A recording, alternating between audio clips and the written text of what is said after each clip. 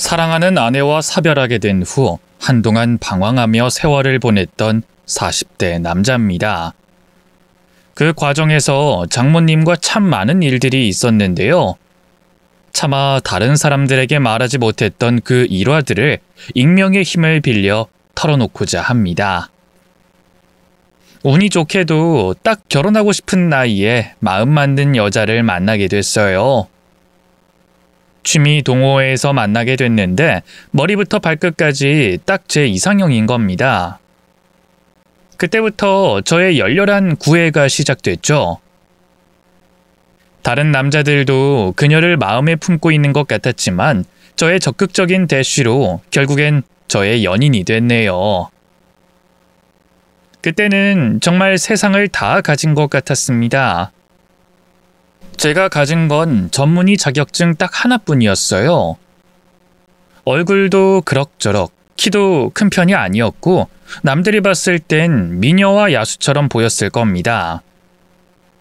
그런 부족한 저에게 그녀가 나타남으로써 비로소 완성이 되는 기분이 들었죠. 그렇게 2년의 연애 끝에 결혼에 꼴이 나게 됐는데 처가 쪽 분위기가 굉장히 묘했습니다. 와이프는 엄청난 효녀였는데 장모님은 약간 도도한 느낌이랄까요? 애교 많은 성격이었던 제 와이프는 언제나 처가에 가면 장모님께 딱 붙어서 애교를 떨고 밝게 웃으며 말도 거는데 장모님은 언제나 우아하고 고상하게 필요한 말만 꺼내시는 느낌이었습니다. 하지만 장모님도 말수가 많아질 때가 있었죠. 바로 돈 얘기를 꺼낼 때만큼은 그 누구보다 적극적이셨습니다. 저에게 했던 질문들은 죄다 돈 얘기들 뿐이었어요. 그런 병원 하나 운영하면 월 매출은 얼마나 나오나? 돈은 좀 벌어? 요새 의사들도 옛날처럼 잘 벌진 못한다고 들었는데 우리 딸 호강시켜줄 수 있겠어? 난 그게 걱정이야. 물론 우리 사위 너무 괜찮고 든든하지. 하지만 평생 딸만 키운 입장에선 불안할 수밖에 없어. 그래서 저는 장모님의 기대에 부응하기 위해 열심히 일했습니다. 그리고 매달 장모님과 장인어른께 생활비 명목으로 용돈을 드렸네요. 장인어른께서는 제가 드리는 용돈을 거절하셨지만 장모님은 아주 기쁘게 받으셨습니다. 좋은 사위 얻어서 용돈도 받는다고 주변에 자랑하시는 모습을 보니 흐뭇하더라고요. 다른 건 몰라도 와이프 가족들은 내가 끝까지 책임진다는 생각으로 나름 좋은 사위가 될 수 있도록 노력했어요. 장모님이 점점 돈이 부족하다고 용돈을 올려달라는 요구를 하셨음에도 불구하고 저는 군말 없이 장모님께 최선을 다했습니다. 그게 올바른 길이라고 믿었어요. 사실 처가 쪽 집안이 꽤 잘 사는 편이었거든요. 그런데 항상 장모님이 돈이 부족하다고 하시니 의아하긴 했습니다만 워낙 장인어른께서 검소하신 편이라 장모님께 생활비를 잘 주지 않으시는 건가 보다 하고 말았어요. 그런 분들 많잖아요. 이 행복의 끝이 있을 줄 알았더라면 좀 더 와이프에게 헌신하고 잘해줄걸. 아직도 미치도록 후회가 됩니다. 그날은 제가 일이 바빠서 와이프와 함께하지 못했어요. 친구를 만나러 간다고 혼자 나서던 길이었는데 그날 그렇게 사고로 세상을 떠나게 될 줄은 그 누구도 알지 못했어요.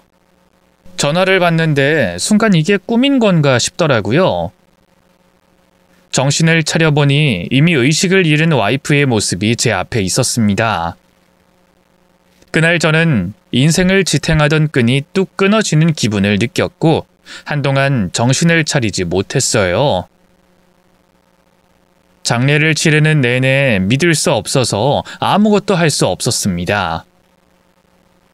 멍하게 아내의 영정사진을 보고만 있었고 주변에서는 통곡 소리만 들렸습니다.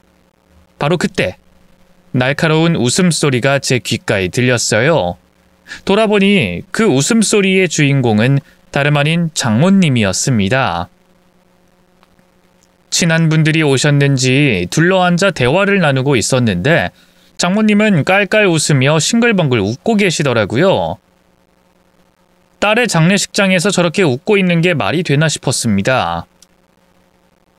너무 충격을 받으면 저렇게 되는 건가? 혹시 실성을 한 게 아닐까 싶어 이해하려고 노력했습니다.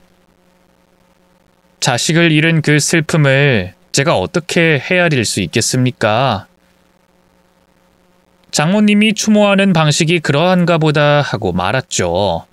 하지만 그 후 장모님이 저에게 건넨 말에 또 한 번 충격을 받게 됐습니다. 우리 사위 개 탔네. 아이 보험금이 얼마야? 모든 장례 절차를 마치고 마무리하던 중 장모님이 저에게 그런 말을 꺼내시더라고요. 처음엔 무슨 말씀을 하시는 건가 싶었어요. 생각해보니 제가 와이프와 실비보험을 가입하면서 아는 지인을 통해 다른 보험도 한 김에 같이 가입한 적이 있었거든요. 이걸 흘리듯이 장모님께 말을 한 적이 있었는데 장모님은 그걸 기억하고 있었던 겁니다. 저조차도 기억하지 못했던 보험금에 대한 내용을 장모님이 알고 계신다는 게 소름 돋았어요. 그리고 아무리 그걸 알고 있어도 그렇지, 그게 아내를 잃은 사위에게 할 소리입니까? 그깟 보험금 없어도 상관없으니 아내만 살아 돌아올 수 있다면 제 전 재산을 다 갖다 바칠 수 있었습니다. 마치 저를 돈에 환장한 놈 취급하는 게 기분이 나쁘더라고요. 심지어 장모님은 딸의 장례식에서까지 돈을 아끼려는 모습을 보여주셨습니다. 그걸 보고 오만정이 다 떨어졌죠. 며칠 후 장모님께서는 저에게 따로 연락을 하시더니 주절주절 이야기를 늘어놓으시더라고요. 그래, 자네도 많이 힘들겠지. 하지만 자식 잃은 내 마음은 오죽하겠나. 난 아직도 억울해 죽겠어. 내가 손수 곱게 키운 딸을 한순간에 잃었으니 내 마음은 얼마나 무너지겠어. 자네한텐 젊음이 있고 미래가 있잖아. 하지만 내 인생은 완전히 끝난 것이나 다름없어. 누가 내 인생을 보상해 줄 거냔 말이야. 아무튼 내가 하고 싶은 말은 우리가 비록 사랑하는 사람을 먼저 떠나보내긴 했지만 우리 관계는 계속 유지했으면 한다는 거야. 우리 딸도 그걸 원할 거고 나도 자네를 평생 사위라고 생각하며 살 생각이야. 돌려 말하긴 했지만 결국엔 용돈을 계속 보내달라는 말씀을 하고 싶었던 거였습니다. 추모의 마음을 다 추스리지도 못한 채 그 말을 들으니까 너무 화가 나더라고요. 장모님은 저한테 할 소리가 그거밖엔 없는 거냐고 도저히 이해할 수가 없다고 하면서 전화를 끊어버렸네요. 용돈이요? 당연히 드릴 수 있죠. 제 와이프의 부모님이니까요. 하지만 그 태도와 타이밍이 너무 적절하지 못했습니다. 생각할수록 너무 수상하더라고요. 아무리 생각해도 딸을 잃은 슬픔이 장모님에게는 담겨있지 않았습니다. 재빨리 장례를 해치우고 일상으로 돌아가려는 장모님의 모습이 자꾸 아른거려 견딜 수 없었어요. 꿈에서는 자꾸 와이프가 나타나더군요. 말은 없었지만 굉장히 슬픈 듯 울기만 하더라고요. 저도 눈물을 흘리며 잠에서 깨어나길 며칠째 저는 이 의문스러운 감정을 해소하기로 결심했습니다. 이러면 안 된다는 걸 잘 알았지만 영 찝찝한 기분을 떨칠 방법이 떠오르지 않았어요. 그래서 저는 장모님에게 사람을 붙여보기로 했습니다. 제가 괴로워하는 모습을 보다 못한 친구가 먼저 제안을 해주더라고요. 아는 사람이 그쪽에서 일하고 있는데 소개시켜줄까 하길래 제가 덥석 물어버렸죠. 그때는 그냥 장모님이 뭘 숨기고 있는 건지 알고 싶었어요. 제가 모르는 뭔가가 분명 있을 것 같다는 생각이 들었거든요. 장례식장에서 싱글벙글 웃던 그 소름 끼치던 모습을 본다면 그 누구라도 수상하다고 느꼈을 겁니다. 그리고 사위와 장모라는 연을 맺었으니 평생 저에게 용돈을 갖다 바치라는 장모님의 그 뻔뻔함이 어디서 나오는 건지 알고 싶었어요. 저도 무언가를 쥐고 있어야 장모님에게 반박할 수 있잖아요. 뭐라도 수상한 게 있다면 언제든지 연락달라고 신신당부했습니다. 그리고 얼마 후 장모님의 뒤를 밟던 그 사람이 저에게 연락을 해왔습니다. 저한테 제 차 주소를 물어보더라고요. 땡땡동 땡땡번지 거기 맞아요? 주소 확실한가요? 네, 거기가 맞는데요. 왜 그러시죠? 좀 이상한데요? 자꾸 어떤 집을 제 집처럼 드나드는데 이거 약간 두 집 살림 수준인데요.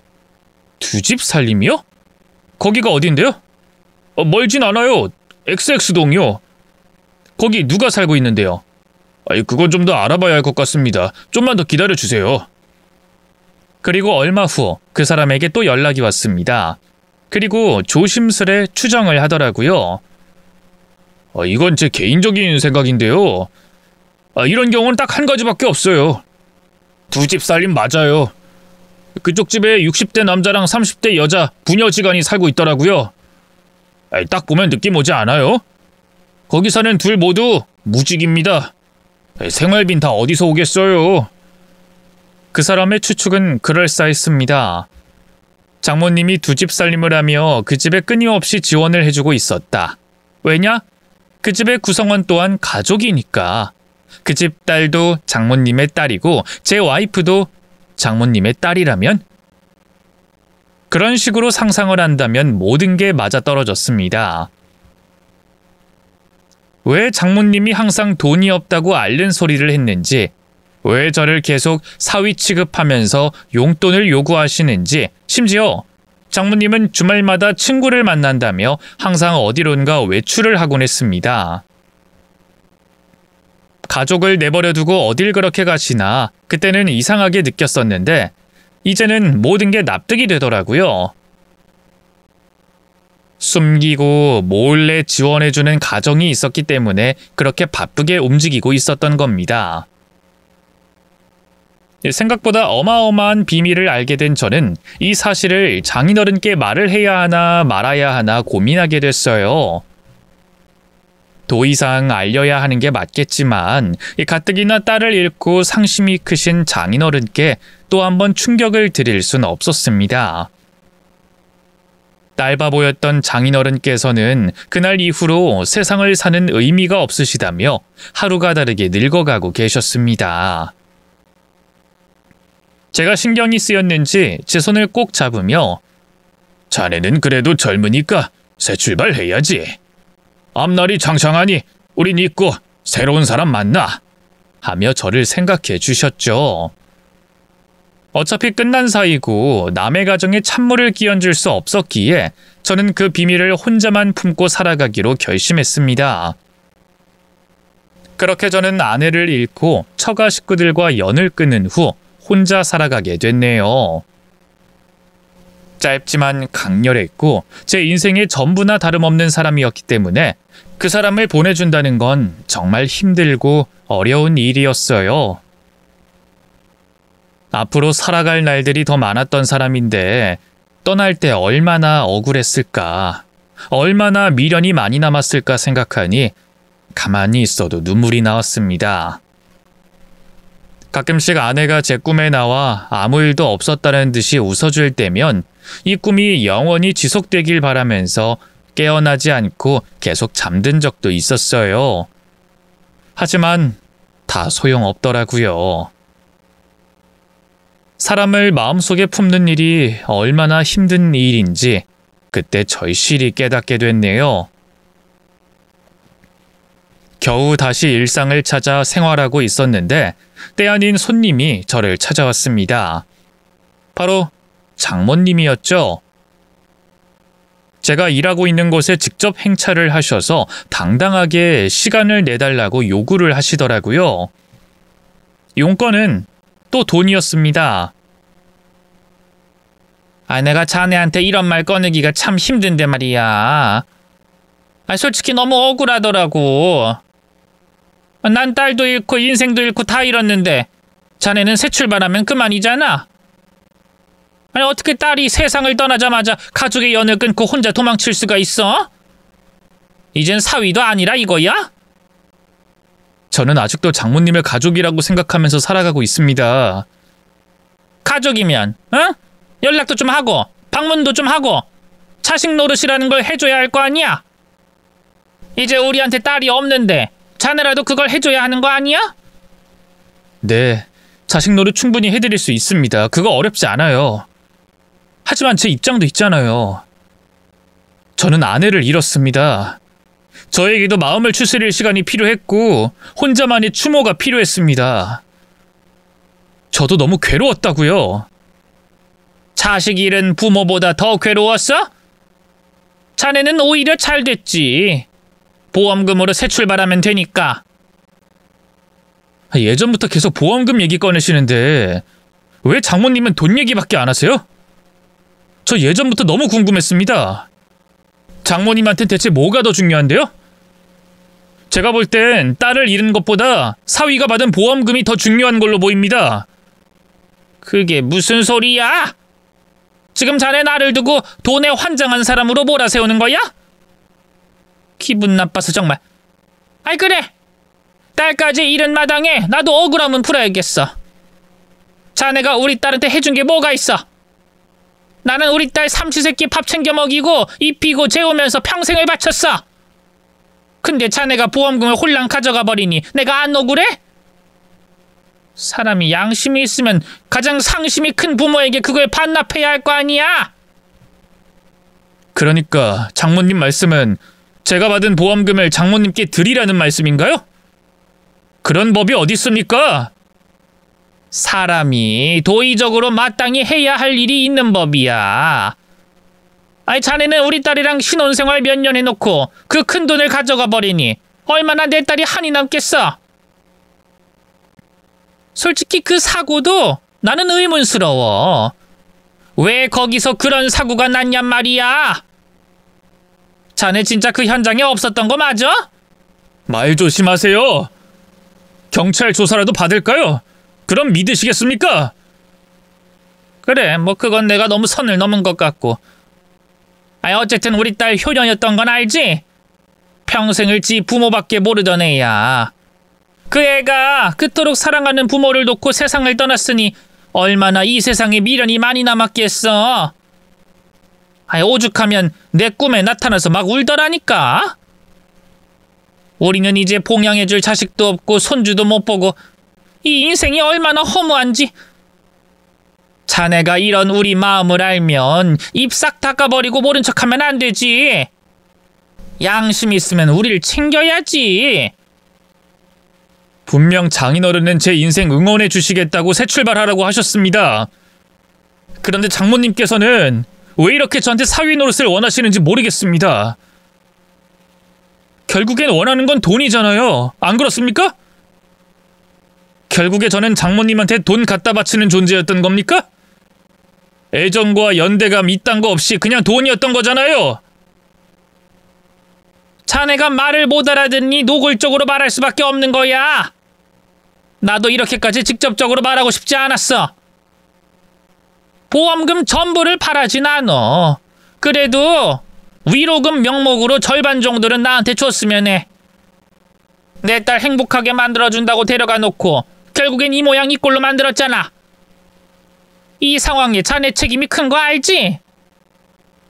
이미 일어난 일 되돌릴 수 없다면 다른 방법으로 나한테 보상을 해줘야지. 자네는 양심이란 것도 없어? 내 딸 그렇게 만들어 놓고 도망가면 끝이야? 정말 해도 해도 너무하시네요. 저요, 장모님을 평생 책임지려고 마음먹은 적도 있었습니다. 우리 아내 장례 치르고 장모님을 가장 먼저 챙기려고 노력도 했습니다. 용돈요, 드릴 수 있어요. 보험금이요, 그깟 거 전부 드릴 수 있습니다.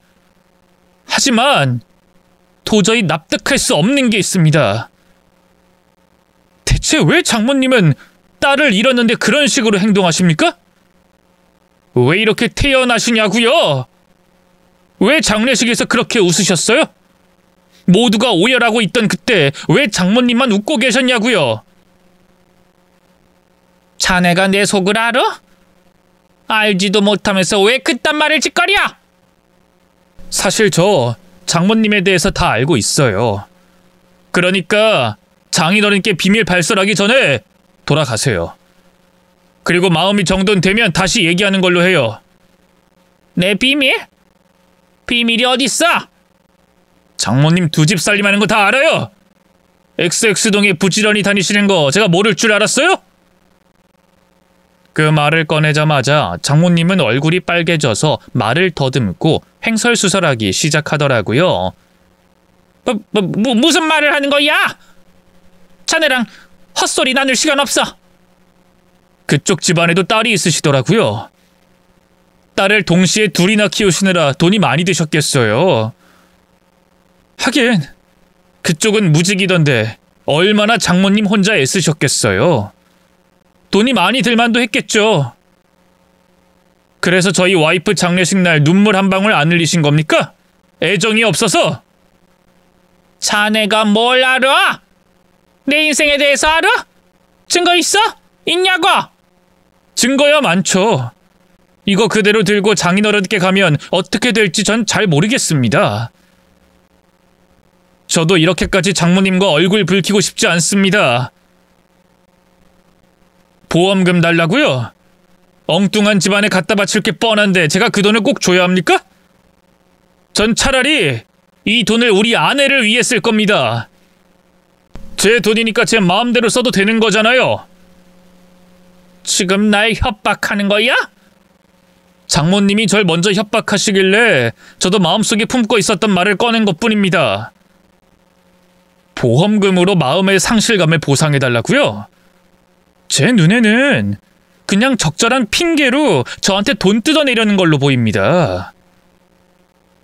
언제까지 절 괴롭히실 건데요? 제가 죽을 때까지 저한테 돈 뜯어가시려고요? 이게 진정한 가족관계라고 생각하십니까? 물론 그 사람을 지키지 못한 건 제 잘못입니다. 제가 100번 1000번 잘못했어요. 그래서 지금 벌 받고 있잖아요. 저 그때 이후로 아무것도 못하고 이제 겨우 일상 회복했어요.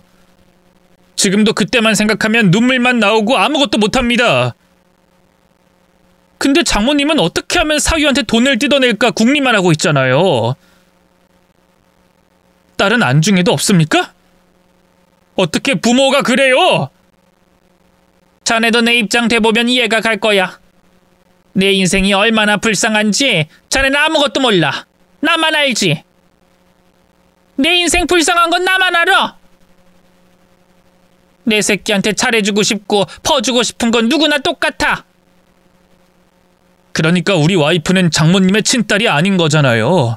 저 다 알고 있습니다. 분위기가 이상하게 흘러가길래 제가 슬쩍 한번 떠봤어요. 설마 친딸이 세상을 떠났는데 저렇게 할까 싶어 늘 의구심을 품고 있었거든요. 장모님은 제가 던진 미끼를 덥석 물었습니다. 그래, 나는 내 새끼는 멀리 보내고 남의 새끼를 평생 키웠어. 나이대도 비슷해서 그 애가 커가는 모습 보면서 내 새끼는 얼마만큼 컸겠구나 상상만 하는 게 얼마나 애처로운지 알아?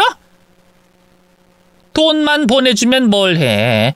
엄마가 다른 집에 살고 있는데 아무리 돈을 보내주고 주말마다 시간을 보내도 내 딸은 여전히 나를 미워했어. 성인이 돼가지고 그나마 엄마 마음을 좀 아는가 싶더니 이젠 나더러 인생을 책임지라고 하네. 지 인생 이렇게 망가진 건 전부 내 탓이라고. 근데 자넨 그걸 어떻게 알았어? 아무도 모르는 건데 대체 어떻게 알아낸 거야? 그런 것쯤이야 조사 한번 하면 다 나옵니다. 영원한 거짓말은 없어요. 결국엔 장모님은 돈 때문에 저희 장인어른 옆에 붙어 있었다는 말이잖아요. 제 말이 틀립니까? 그거야 뺏긴 사람 잘못이지. 나는 그냥 툭 건드렸던 것뿐이야. 그 양반이 그렇게 쉽게 넘어올 줄 누가 알았겠어? 어차피 그 여잔 시한부 인생이었어. 갓난애기인 딸을 두고 세상 떠나려니 얼마나 사무쳤겠어. 나는 그 애를 위해 희생을 했고 내 인생을 바쳤어.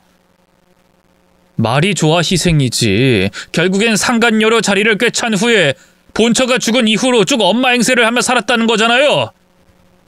장인어른을 진심으로 사랑하는 것도 아니었고 돈 보고 덜컥 자리를 잡은 거지 않습니까? 그리고 두 집 살림하면서 그쪽에 돈을 갖다 바치고 있었겠죠. 돈 나올 구멍이 장인어른밖에 없어서 답답했는데 사위가 떡하니 나타나니 얼마나 신나셨겠어요. 이 생활이 편해서 지금까지 버티고 있는 거 제가 모를 줄 알아요?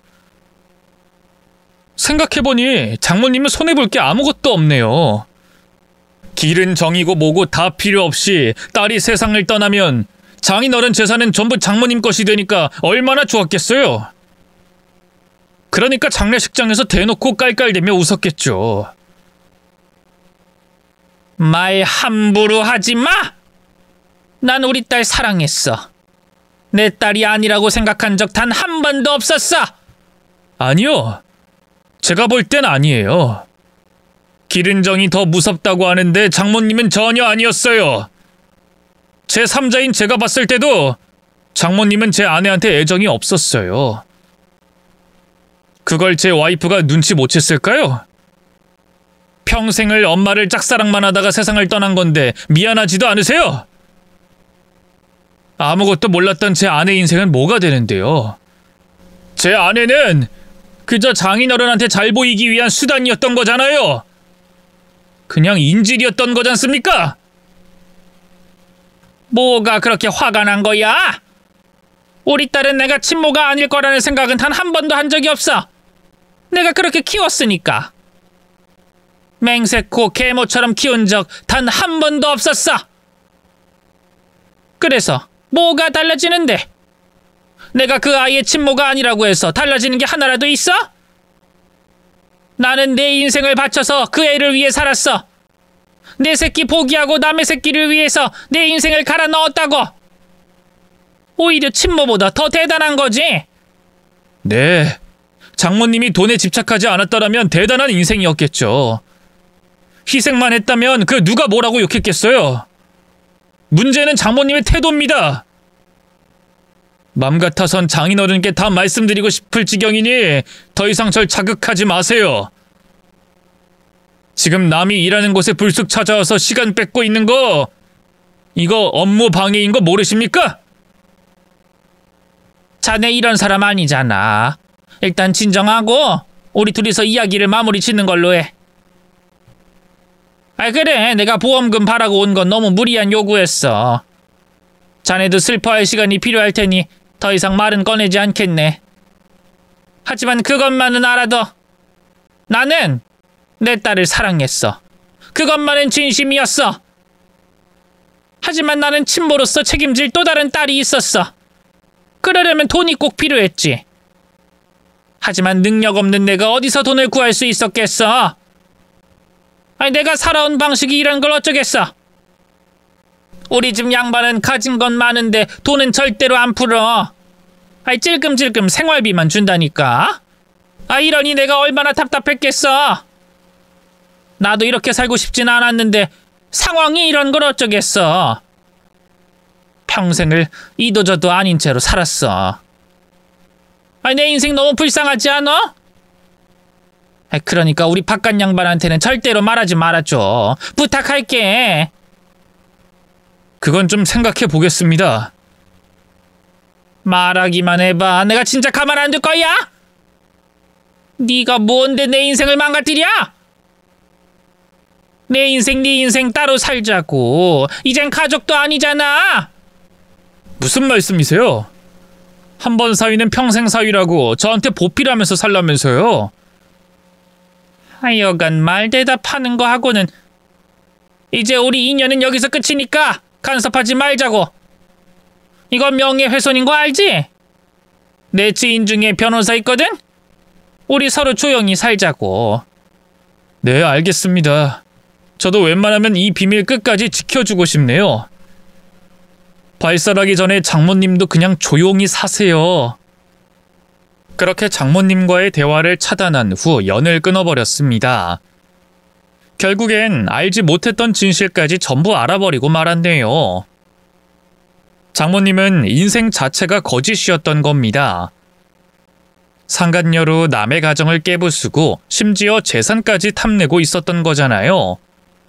어쩌면 장인어른께 진실을 고하는 게 그분을 위한 길이라는 걸 잘 알았지만 제 말 한마디로 쑥대밭이 될 그 집안을 상상하니 차마 용기가 나질 않았어요.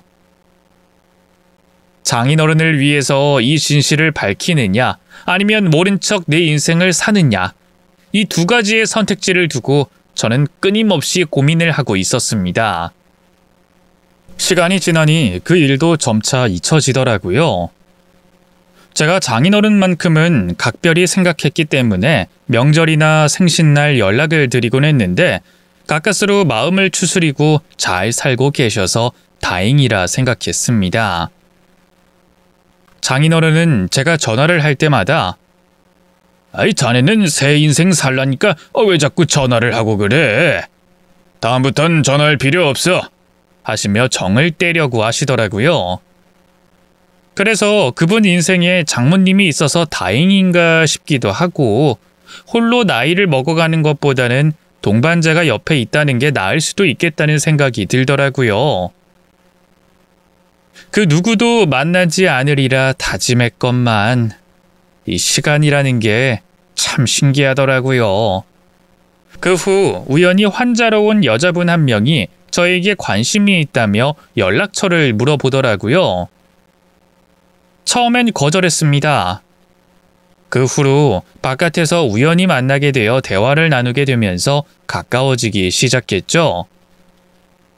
이 죄책감이라고 해야 할지, 그 여자와 가까워지려고 하는 순간 이 세상을 떠난 와이프가 자꾸 생각이 나더라고요.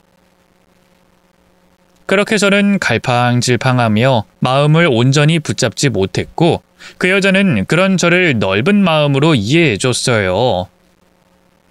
어쩌면 저에게도 새로운 사랑이 찾아올 수도 있겠구나 싶어 설레더라고요.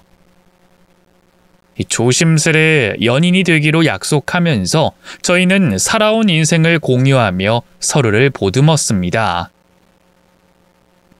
사랑을 주고받고 싶은 사람이 생겼는데 자꾸만 마음에서 제동이 걸려와서 괴로웠어요. 결국엔 술을 잔뜩 마시고 장인어른께 전화해서 울면서 토로했습니다. 그랬더니 장인어른이 웃으며 답해 주시더라고요. "자네가 워낙 착해서 그래. 우리 심성착한 사위가 우리 딸의 인연이었다는 게 나는 너무 자랑스러웠어. 잠시나마 우리의 가족이 되어줬던 거 고맙게 생각하네. 자네는 잘못한 거 하나도 없으니 이제는 죄책감 다 내려놓고 새 출발하도록 해. 내가 계속 말했잖아. 자네는 아직 젊고 창창하다고. 우리 딸도 그걸 원할 거야. 남겨진 사람이 행복하게 사는 게 우선 아니겠나? 혼자 외롭게 지낼까봐 걱정했는데 좋은 사람이 나타났다고 하니 안심이 되는구만." 저도 제가 이럴 줄 몰랐다고, 너무 죄송하다고 울면서 말했더니 장인어른은 되려 저를 위로해 주시더라고요. 그날 그렇게 오열을 하고 나니 비로소 홀가분해짐을 느꼈습니다. 용서를 구할 곳이 필요했었나 봅니다. 사랑하는 사람을 지켜주지 못했다는 죄책감 때문에 악몽에 시달렸거든요. 그 후로는 관계가 더욱 깊어졌습니다.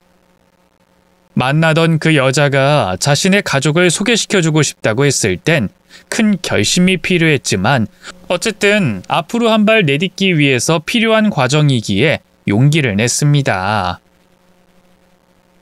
어쨌든 저는 돌싱이지 않습니까? 상대 부모님께 어떤 식으로 말씀을 드려야 할지 고민이 되어 전날 밤 대사를 외우듯 달달 외웠네요. 여자친구는 저에게 부담 갖지 말라고 했지만 자꾸 손에서 땀이 나고 입이 바싹 마르더라고요. 그렇게 약속된 장소로 향했습니다.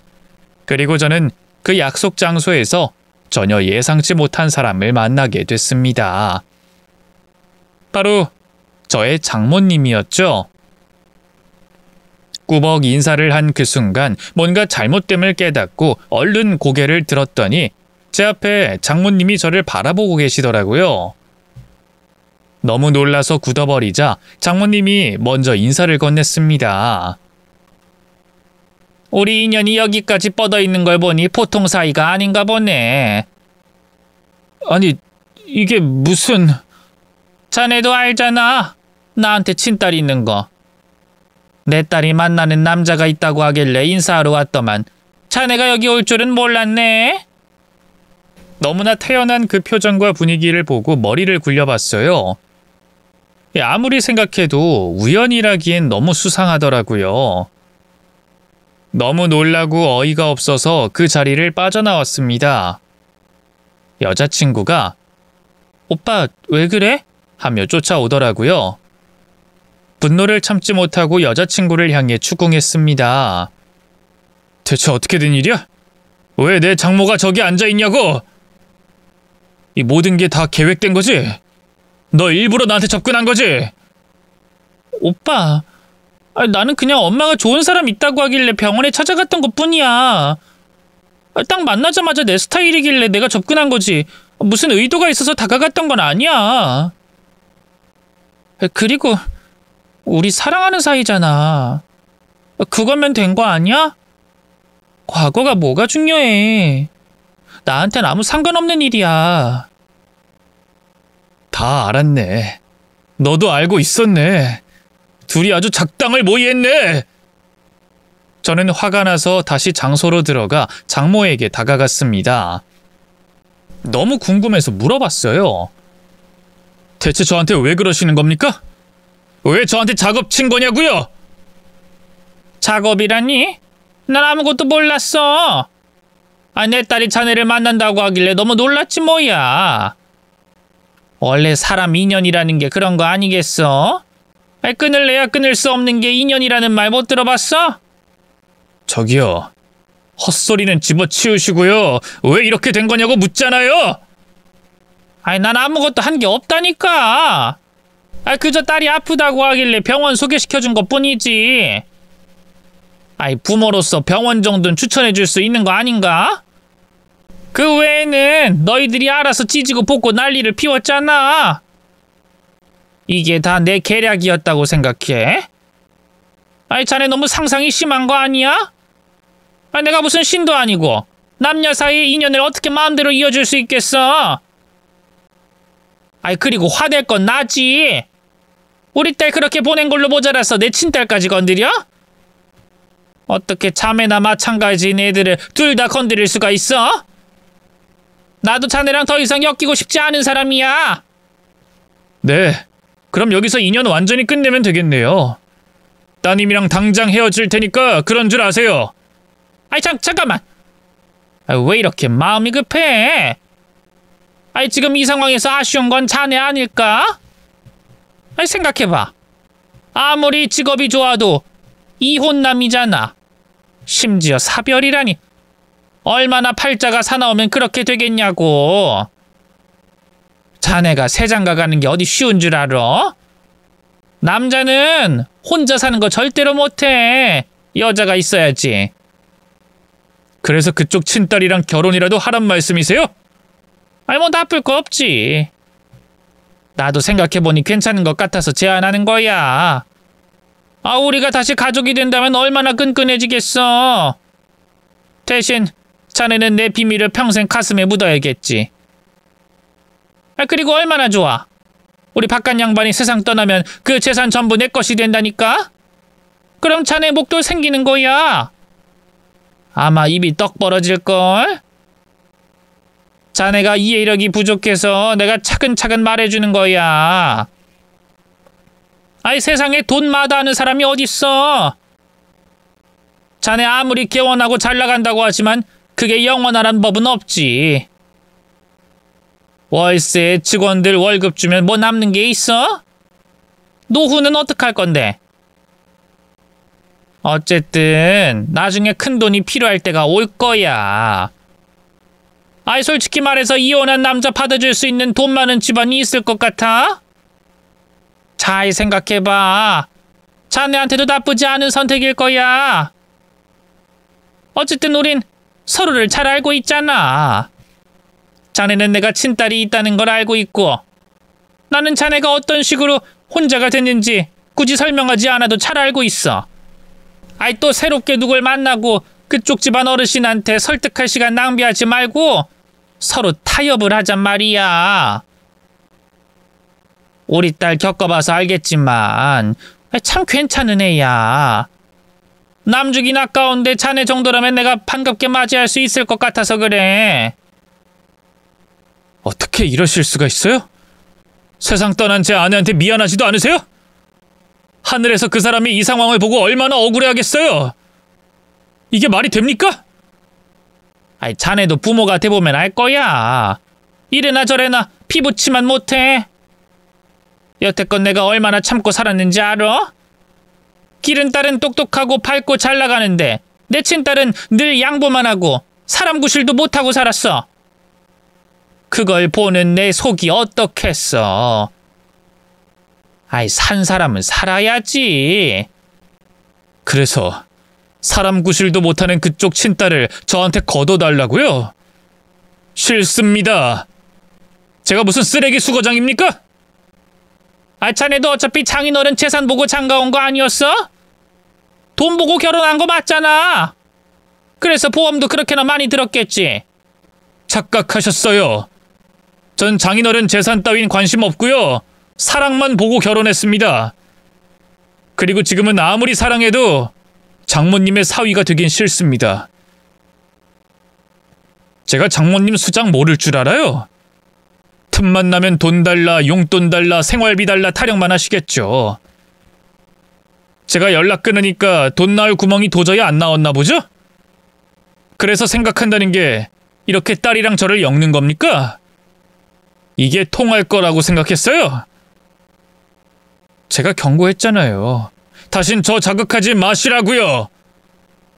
이런 식으로 나오면 저도 곤란합니다. 장인어른께 전부 말씀드릴 수밖에 없어요. 노망난 노인네한테 그런 거 말해봤자 믿을 것 같아? 그 양반은 이미 내 말이면 100% 신뢰하거든. 그리고 자네는 흠 없어? 자매 둘을 건드렸잖아. 이거 인터넷에 뿌리면 자네는 완전히 몰락이야. 자매라뇨? 제가 뭐 알고 만났습니까? 엄마가 같으니 자매나 마찬가지지. 자네가 내 사생활 폭로하면 나도 가만히 안 있겠다는 뜻이야. 이런 걸 원하셨나 보네요. 저한테 약점 잡을 게 없으니 스스로 만들어서 폭로를 하겠다고 협박하시는 겁니까? 노력은 가상하지만 저한테는 안 통합니다. 세상에서 제일 추잡스러운 소문이 치정관계야. 자네를 평생 따라다닐 그 소문이 무섭지도 않아? 사람들의 입을 통해 소문이 눈덩이처럼 커질 거야. 자네는 자매를 동시에 만나다가 하나를 떠나보낸 악랄한 남편놈이 되어 있겠지. 병원을 운영하는데 엄청난 타격을 줄 텐데 괜찮겠어? 의사 사위가 매달 주는 용돈이 꽤 달콤했나 보네요. 이런 식으로 저를 협박하면 제가 굽신대며 사위로 받아달라고 애원할 줄 알았어요.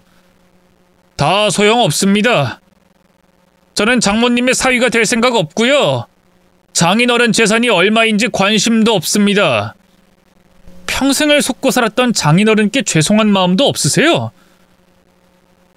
사람이라면 양심적으로 진실을 털어놓고 사죄할 시간을 가지는 게 마땅한 도리 아닌가요? 저는 이제 장인어른께 양심적으로 고백할 거니까 그런 줄 아세요. 말하기만 해봐. 이젠 가족도 아니니까 자네한테 자격은 없어. 자네도 내 딸 건드렸잖아. 먼저 건드려놓고 왜 나한테 덮어 씌워? 내가 뭘 잘못했는데?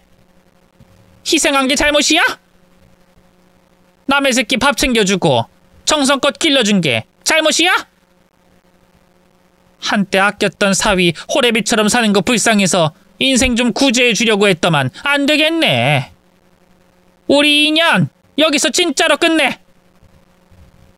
그 자리는 아수라장이 되고 말았습니다.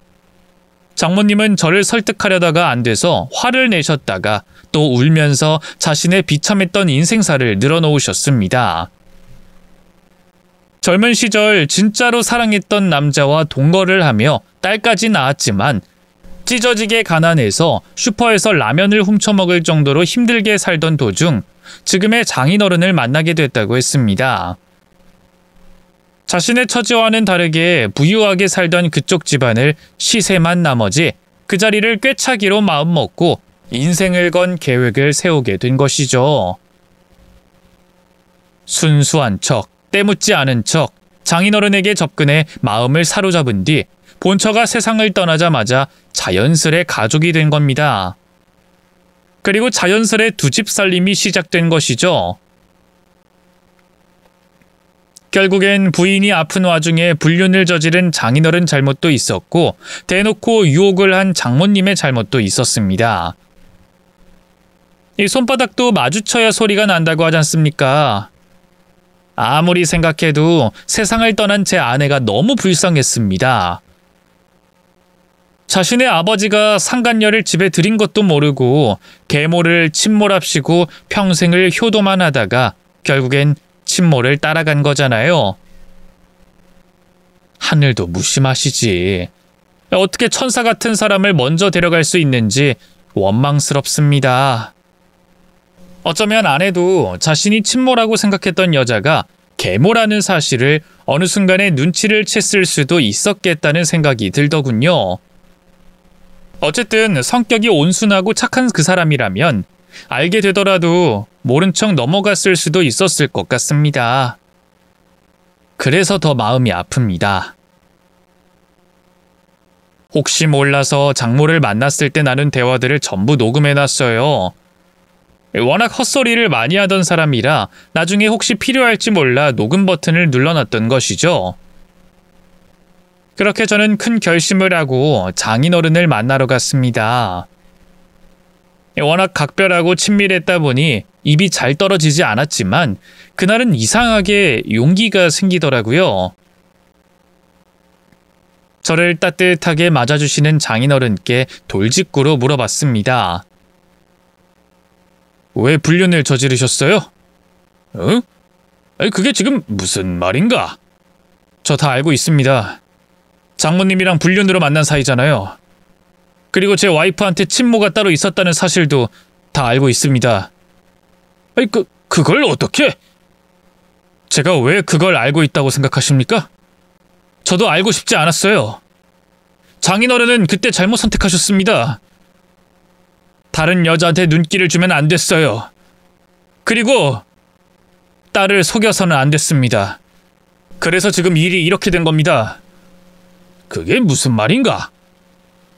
저는 말없이 녹음된 대화 내용을 그 자리에서 틀었습니다.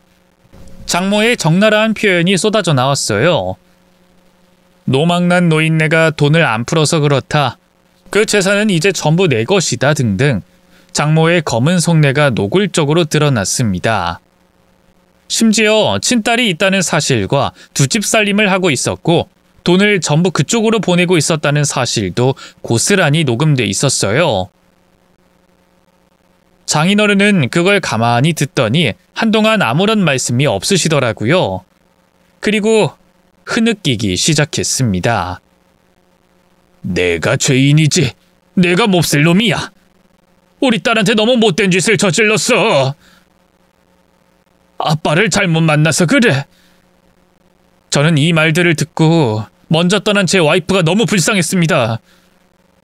장인어른께서도 느끼는 게 있으시다면 지금이라도 바로 잡으셔야 합니다. 주제 넘은 말일진 모르겠지만 그쪽 집안 사람들 정말 인간으로 대접해주고 싶지 않을 정도로 형편없습니다. 평생을 기생하며 남의 등에 빨대 꽂고 살아온 사람입니다. 장인어른이 그 집안까지 죄다 먹여 살리고 있었다고요. 내가 벌을 받은 것 같네. 항상 먼저 간 그 사람과 내 딸에게 죄책감을 가지고 있었어.